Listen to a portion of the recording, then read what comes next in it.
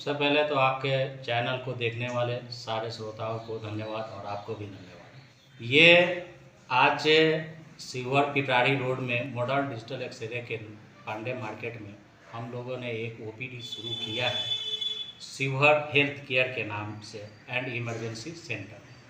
हमारा उद्देश्य ये है कि शिवहर से जो लोग प्लान करते हैं, डॉक्टर्स जो रेफ़र कर देते हैं, नॉर्मल पेशेंट भी होते हैं तो रेफ़र कर दिया जाता है।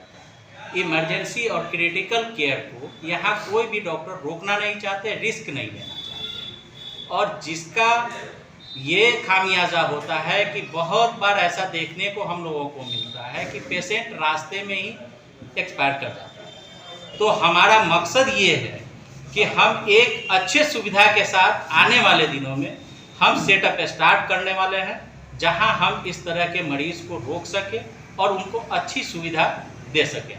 शिवहर जिला में ऐसा तो अभी तक नहीं है सर? नहीं जी, अभी तक ये इस तरह का सेटअप नहीं है। और हम लोग का मेन उद्देश्य भी यही है कि अच्छे डॉक्टर्स को भी हम यहाँ लाएं और यहाँ जिस तरह के क्रिटिकल पेशेंट, इमरजेंसी पेशेंट को रेफर किया जाता है, उनको हम शिवहर में रोक सके और उनका अच्छे से अच्छा ट्रीटमेंट यहाँ। क्या आपके पास उसकी पूरी सामग्री, उसका पूरा व्यवस्था, उसका पूरा सेटअप आपके पास में अवेलेबल होगा? एकदम अवेलेबल होगा। कब तक हो जाएगा सर? बस आने वाले कुछ दिनों में हम इसको स्टार्ट करने वाले। तो सर एक बात मैं आपसे करना चाहूँगा कि आप लोगों का जो ये लाइन है, जो पेशा है जी, ये डॉक्टरी का, इसमें जब आप बोल रहे हैं कि जो क्रिटिकली जो समस्या होता है, उस समस्या को लोग जो है कि जो इस पर जोखिम नहीं लेना चाहते हैं और सीधा रेफर कर देते हैं, तो क्या सर मैं आपसे एक सवाल करना चाहूँगा कि ऐसा भी होता है कि जैसे मान लीजिए कि कोई मरीज अगर ऐसा होता है कि जिसको पता चलता है, डॉक्टर को समझ में आता है कि अगर इसको 1 घंटे तक ऑक्सीजन अगर नहीं मिला तो ये आगे चलकर जो है कि जो बहुत कठिन समस्या का जो समाधान करना पड़ेगा इस मरीज को, या कुछ भी हो सकता है, उस कंडीशन में शिवहर में अगर एक दूसरे से कोई लोग क्यों नहीं पूछना चाहता है कि भाई आपके पास ऑक्सीजन है कि नहीं है? ये एक कम्युनिकेशन गैप है। ऐसा क्यों?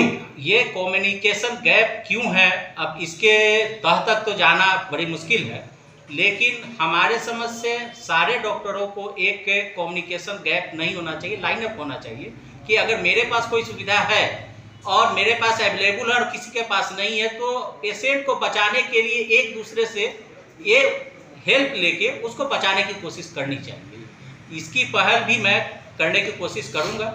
अगर आप लोगों का सपोर्ट रहा और जनता का विश्वास रहा यहाँ के लोगों का, तो हम आगे बहुत सारा चीज़ करना है। सर एक बात और आपसे मैं आखिरी सवाल ये करना चाहूँगा कि जो रोगी होते हैं, जो आते हैं अगर किसी डॉक्टर से भी दिखवाने के लिए, तो जो मेडिसिन जो लिखते हैं, तो ये कौन सा इसमें क्या रहता है, जो मतलब जो डॉक्टर लिखता है और उसके बगल में जो मेडिसिन होता है उसी में वो दवा मिलता है? दूसरे दुकान में वो दवा जो है कि जो नहीं मिल सकता है। अगर कुछ मिलता भी है तो 10 दवा अगर लिखा रहता है उसमें से 1-2 दवा मिलता है, बाद बाकी दवा मिलता नहीं है। अगर मिलता भी है तो ज़्यादा पैसा लेकर लोग देता है, इसलिए कि जो हमारे डॉक्टर से नहीं दिखाया। इस प्रकार की ये सब आप लोगों में क्या ऐसा गुणवत्ता है, क्या ऐसा जो है कि जो डिफिकल्ट मामला है, ये मामला सुलझेगा कैसे? ये डॉक्टर्स का मामला नहीं है, ये मेडिसिन कंपनीज का मामला है। मेडिसिन कंपनीज की कमी है ये, और मेडिसिन कंपनीज इस मामले को तूल देता जा रहा है और आगे बढ़ा रहा है। इसमें डॉक्टर्स का कोई ये नहीं, और डॉक्टर की कमी यहाँ ये है कि वो किस वजह से सिर्फ और सिर्फ उसी कंपनी की दवा लिखते हैं कि एक जगह ही अवेलेबल हो, दूसरे जगह नहीं, जबकि बहुत सारे ब्रांड है हमारे पास, मैक्रोस है। तो ऐसा क्यों होता है? तो हमारे दर्शक बहुत बारीकी से इसको जानना चाहता है इस मैटर को। ये तो पर्सनल जिन डॉक्टरों के साथ ये मसले हैं, आप उनसे सवाल करें तो ज्यादा बेहतर होगा। आप भी एक डॉक्टर हैं, आपके पास भी आएगा, हमारे पास ऐसा दवा लिखिएगा। हमारे पास ऐसा नहीं होगा, हमारे पास ओनली फॉर सिर्फ ब्रांड की दवा ही लिखी जाती है। मैं कहीं भी रहता हूँ, मैं वहाँ सिर्फ और सिर्फ ब्रांड ही दवा लिखता हूँ जो हर जगह अवेलेबल हो। तो आपको अगर मैंने कोई दवा प्रिस्क्राइब किया, वो पेशेंट किसी गांव में भी जाके वो दवा ले सकता है, या हमारे पास जो केमिस्ट है उनसे भी ले सकता है। कि सर एक बात बताया जाए, सपोज कीजिए कि ये हाथ का उंगली है, यह उंगली जो है कि जो आधा तक जो है कटा है और आधा सही है, हम आपके पास आते हैं तो आप इसमें जो है कि जो 2 किस्म का मात्र दवा दीजिएगा, एक दवा दीजिएगा पेन किलर का कि दर्द आपका आराम हो, और दूसरा दीजिएगा इसको ड्राई करने का, सूखने का, ठीक है। तो इसमें तो मेरे ख्याल से 2 ही दवा आना चाहिए, लेकिन इसमें अगर मेरा उंगली आधा कटा हुआ है, समझे ना, तो उसमें आप बैंडेज पट्टी देकर अधिकांश डॉक्टर को देखते हैं कि लगभग 35 या 40 दवा लिखते हैं।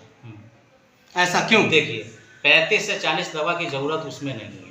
मेन है कि पहले हम पेशेंट के सिचुएशन को देखेंगे, क्या इन्फेक्शन कहाँ तक है, नहीं है। अगर ज़्यादा इन्फेक्टेड है तो मुश्किल से 3 से 4 दवा चलेगी। तो आपसे आखिरी उम्मीद ये रखी जाए कि आपका मेन पॉइंट ऑफ व्यू है कि जो क्रिटिकली जो यहाँ पर समस्या है उस समस्या को रोका जाए और पूरे जो है कि आप अपने सेटअप के साथ रोकेंगे और आगे चलकर कुछ ही दिनों में आप नर्सिंग होम को एक अच्छा स्वरूप देना चाहते हैं, खोलना चाहते हैं। आपका मेन उद्देश्य यही है।